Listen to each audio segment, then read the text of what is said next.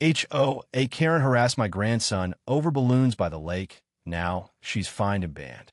Have you ever met someone who thought balloons were a violation of federal order? No? Then you've never lived near Lakewood Estates. And you've never crossed paths with Karen Hellwig, a woman so sour she made lemons cry. But you should know, this isn't just about a grumpy neighbor.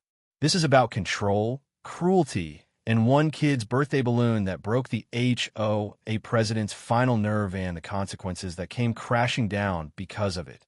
It started last month, the day I turned 70. I'm not one for big parties, but my daughter insisted on throwing a small lakeside cookout for the grandkids and close neighbors.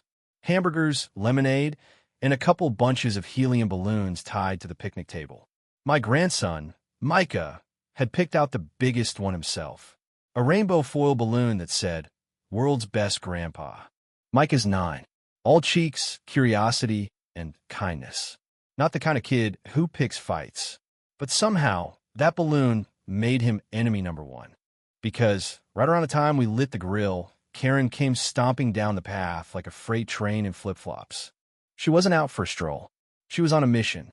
One hand clutched her ever-present HOA clipboard. The other swatted at the air like it personally offended her. "Who authorized floating objects on common property?" she shrieked. I blinked. "Excuse me." Karen squinted at the balloons, her brow scrunched like a sack of rotten apples. "Those are an environmental hazard and a visual blight. Section 8G of HOA regulations no air transferred refuse is permitted near open water." "Refuse?" I asked. "Karen, they're birthday balloons. Helium is federally controlled," she bellowed. "If that enters the lake, it could choke fish or trigger an aviation issue."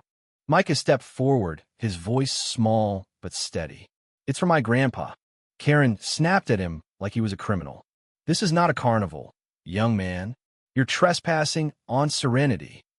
I was stunned, but not speechless. "Karen," I said slowly, "we are on my property. The lake belongs to the HOA this side of the bench. Belongs to me. That's where the balloon is." She didn't care. She pulled out her phone and declared, loud enough for the entire lake to hear, "I'm filing an incident report with code enforcement and the FAA." Then she called 911 over balloons. 10 minutes later, a sheriff's car pulled up. The same deputy who'd had to deal with her calling in water gun terrorism last summer stepped out. He gave me a tired nod. "What is it this time?" "She says the balloons are a threat to aircraft," I said. "And fish. And democracy, I think." Micah held the string tightly, looking terrified.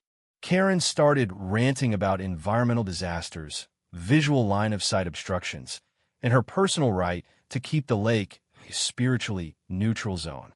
That was when I'd had enough. I pulled out my phone, opened my recording app, and started filming.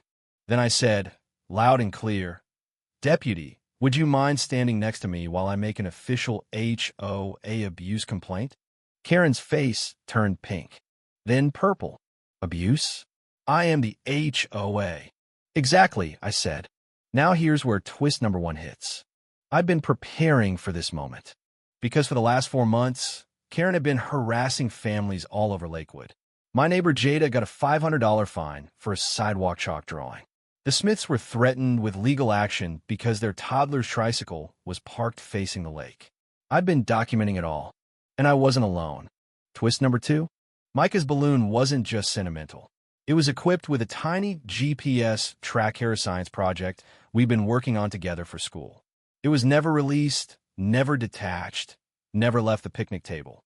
Meaning, Karen's entire premise that it was air-transferred refuse was factually false.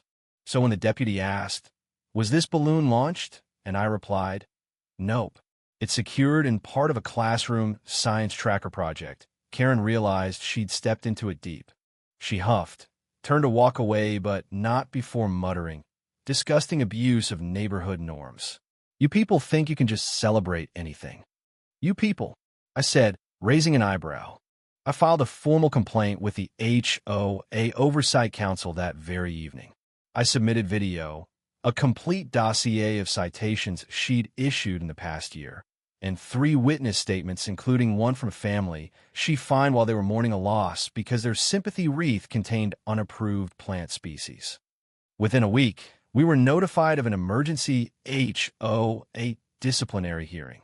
The HOA disciplinary hearing was held in the clubhouse, the same building Karen had once threatened to turn into a quiet zone by removing all benches and forbidding music. But this time, the benches were full. Parents, grandparents, teenagers, even a couple who just moved in 3 weeks ago, everyone packed into the room like it was a community trial. Because in a way, it was. Karen waddled in 15 minutes late, red-faced, flanked by 2 folders stuffed with what she probably considered evidence. She took her seat like a dictator cornered by her own parliament, still wearing that stretched pink HOA polo, still gripping her clipboard like it was a badge of honor. I stood to give my statement. I showed the deputy's report. I played the video of Karen screaming at Micah over a balloon. I handed over screenshots of her sending warning emails about airborne threats to HOA members. Then I dropped a real bombshell. A spreadsheet. 112 citations in a single calendar year, all issued by Karen. 47 of them targeting children. And 17 of those no exaggeration were directly tied to birthday-related activities. Balloons, chalk, kites, party music, picnic confetti. The final twist? She had fined a deaf child for nonverbal disruptive behavior. Gas rang out. The room shifted. You could feel the unity against her, growing like a rising tide. Then Karen stood. Her voice cracked like brittle wood. If I hadn't stepped up, none of you would have order. This place would be a circus. I stopped the flamingos. I stopped the drum circles. I stopped the unlicensed lemonade stands. You stopped joy, someone muttered. Karen slammed her folder down. I enforced structure. That was her final defense. The committee chair, a soft-spoken woman named Carmen, took a long breath before speaking. Karen, we reviewed the code of conduct, the misuse of emergency services, and your abuse of authority. Effective immediately, you are removed from any HOA role. You are fined $5,000 for harassment and banned from initiating HOA complaints or disciplinary action for a minimum of 5 years. If you contact code enforcement again under the HOA name, you will be referred for criminal prosecution. Karen opened her mouth, closed it. No one clapped. No one jeered. Because the victory was quite the kind of justice that doesn't need celebration. It just needs to land.